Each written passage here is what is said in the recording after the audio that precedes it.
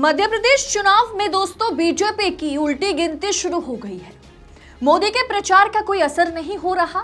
अमित शाह की चाणक्य नीति पूरी तरह से फेल हो गई। मध्य प्रदेश में बीजेपी की करारी हार का ऐलान मोदी जी ने तो खुद ही कर दिया है। मध्य प्रदेश आगामी 5 विधानसभाओं में से जहां जहां चुनाव होने जा रहे हैं, उसमें से सबसे ज्यादा दिलचस्प जो है मध्य प्रदेश का चुनाव है। और मोदी जी ने खुद ही चुनाव से पहले ही हार को स्वीकार लिया है। पूरा मामला क्या है, किस तरह से बीजेपी का सूपड़ा साफ होगा और भारतीय जनता पार्टी ने किस तरह से अपने पैर में ही कुल्हाड़ी मार ली है, बताएंगे आपको वीडियो में। तो वीडियो को अंत तक जरूर देखिएगा। नमस्कार, स्वागत है आप सभी का देश नीति पर। मैं हूं आपके साथ अदिति।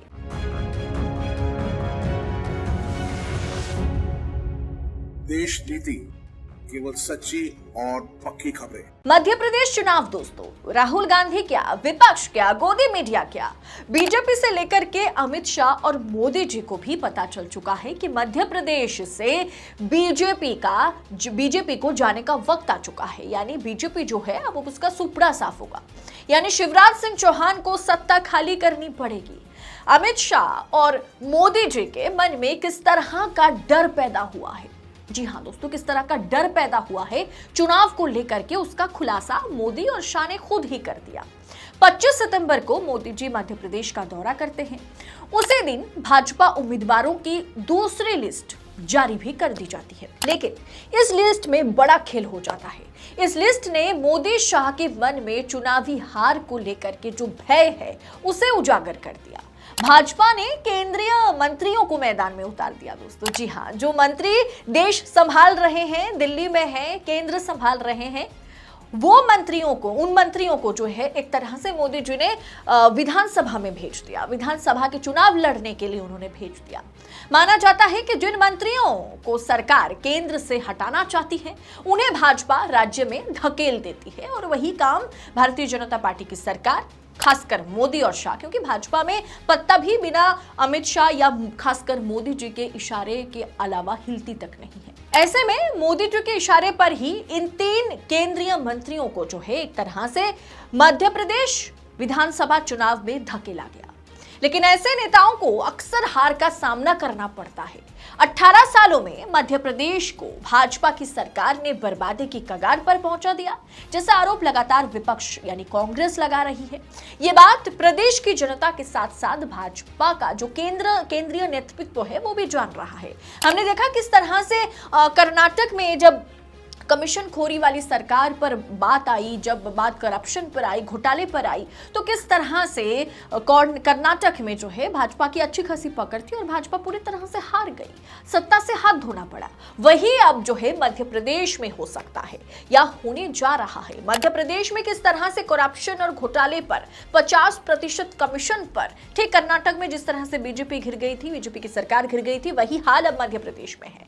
इसलिए 15 दिन पहले श्रीमान अमित शाह जी ने, जो जिन्हें चाणक्य माना जाता है, चाणक्य ने और कल मोदी जी ने शिवराज जी के नाम और काम से किनारा कर लिया दोस्तों। मोदी जी 25 सितंबर को मध्य प्रदेश पहुंचे। उन्होंने बाकायदा भाषण दिया जिसमें उन्होंने 44 बार तो कांग्रेस के बारे में बताया। 50 मिनट के भाषण में 44 बार उन्होंने, मतलब हर मिनट पर उन्होंने कांग्रेस के बारे में जिक्र किया। कांग्रेस का, कांग्रेस के, कांग्रेस का, कांग्रेस ने, कांग्रेस के, कांग्रेस, कांग्रेस, कांग्रेस के, कांग्रेस के, कांग्रेस है, कांग्रेस, कांग्रेस के, कांग्रेस, कांग्रेस, कांग्रेस, कांग्रेस, कांग्रेस। लेकिन उन्होंने एक बार के लिए शिवराज सिंह चौहान और उनकी सरकार की जो कामयाबी है, एक तरह से कहा जा सकता है, जो शायद कुछ है नहीं लेकिन काम ही है पार्टी का और क्या, कि जाके अपनी वाहवाही करना। लेकिन मोदी जी ने ऐसा बिल्कुल नहीं किया। उन्होंने कांग्रेस को घेरने पर काम किया। मध्य प्रदेश विधानसभा चुनाव को लेकर के बीजेपी ने कैंडिडेट्स की दूसरी लिस्ट जारी कर दी। जैसे ही मोदी जी का भाषण खत्म हुआ, उसमें 39 उम्मीदवारों के नाम हैं। खास बात यह है कि इस लिस्ट में 3 केंद्रीय मंत्रियों समेत 7 सांसदों को टिकट दिया गया। यानी केंद्र के 7 सांसदों को खींच करके, जिनमें से 3 मंत्री हैं, खींच करके एकदम से विधानसभा में डाला गया। केंद्रीय मंत्रियों में मुरैना की दिमनी सीट से नरेंद्र सिंह तोमर को जो है चुनाव लड़ाने के बारे में सरकार, या खास कर कहे तो बीजेपी, भारतीय जनता पार्टी सोच रही है। उन्होंने टिकट दिया गया। नरेंद्र सिंह तोमर कौन है, हमें अच्छे से पता है कि नरेंद्र सिंह तोमर जो है वो कृषि मंत्री है।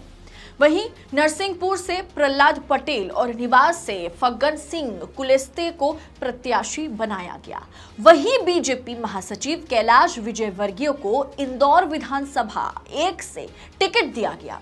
दोस्तों, कैलाश विजयवर्गीय तो एकदम चौंक गए। कैलाश विजयवर्गीय ने कहा एक इंटरव्यू में कि हमको टिकट देकर केंद्रीय नेतृत्व ने तो मुझे चौंका दिया, लेकिन 47 में से 7 सीटों पर केंद्रीय सांसदों को मैदान में उतारना साफ संकेत है कि बीजेपी कितना ज्यादा घबराई हुई है। नरेंद्र सिंह तोमर दोस्तों वर्तमान में कृषि मंत्री है। कृषि मंत्री को सीधा उठा करके राज्य में पटक देना, आप समझ सकते हैं कि एक तरह से मोदी जी उन्हें पनिशमेंट का जो उन्होंने पिछले जो कर्मकांड किए होंगे उसका पनिशमेंट मोदी जी ने उन्हें दे दिया। क्या कर्मकांड? ये कृषि कानूनों को लागू ना करवा पाना, ये खामियाजा जो है आज उन्हें भुगतना पड़ रहा है। प्रहलाद सिंह पटेल खाद्य मंत्री है और जल शक्ति मंत्री है। मोदी जी ने उन्हें भी विधानसभा में उतार दिया।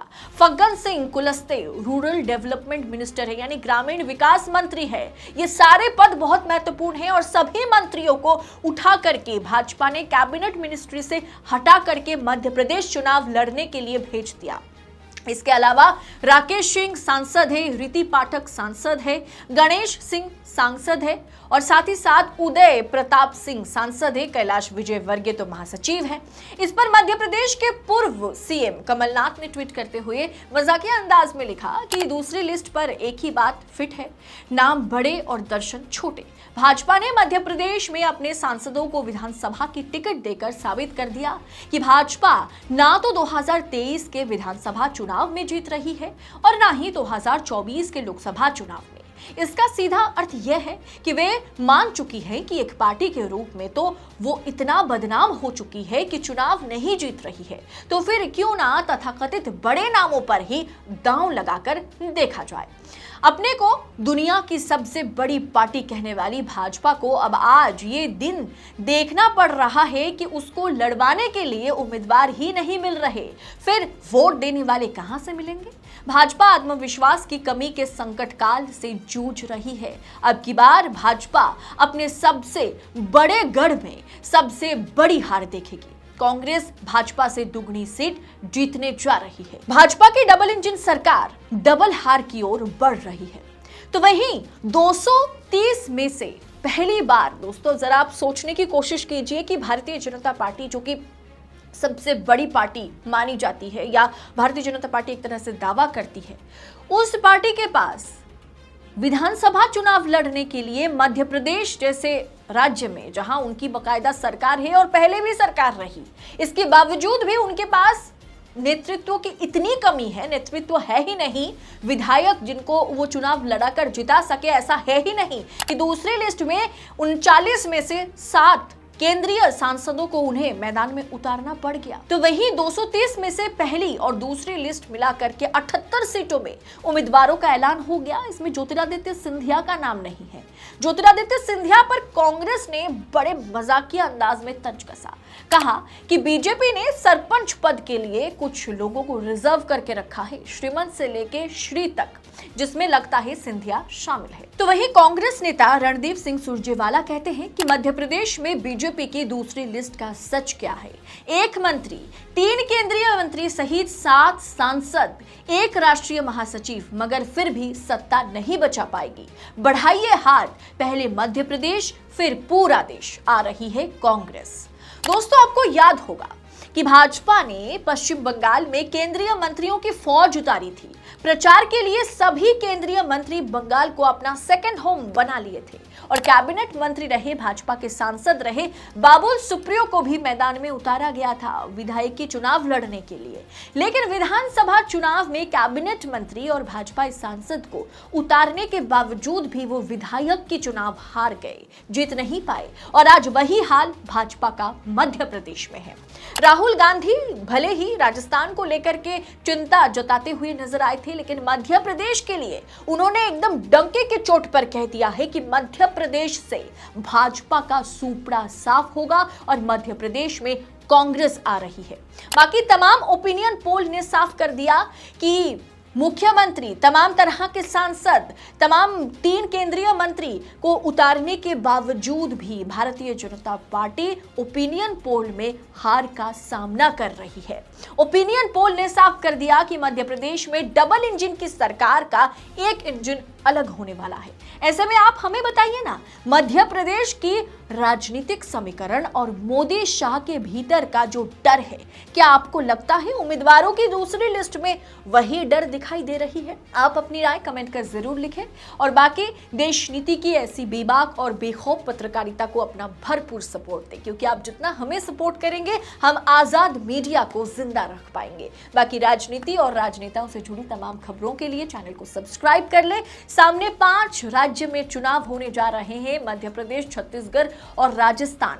ये जो 3 राज्य है, साथ ही साथ तेलंगाना है, ये तमाम राज्यों पर हम अपना ओपिनियन पोल लेकर के आएंगे। इसके ऊपर सट्टा बाजार क्या कह रहा है उस पर हमारी खबर रहेगी और साथ ही साथ सबसे बड़ी बात, इन 5 राज्य के तमाम राजनीतिक विश्लेषण आपको इस चैनल पर देखने को मिल जाएगी। तो देश नीति को अभी के अभी सब्सक्राइब कर ले और भरपूर सपोर्ट दे। बहुत बहुत शुक्रिया। जय हिंद, जय भारत।